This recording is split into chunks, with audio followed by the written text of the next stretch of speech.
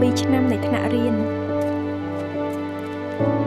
ឥឡូវនេះយើងត្រូវបើកទំពើថ្មីនៃជីវិតយើងហើយខ្ញុំមានអារម្មណ៍ថាខ្ញុំចង់រៀនខាងផ្នែក Digital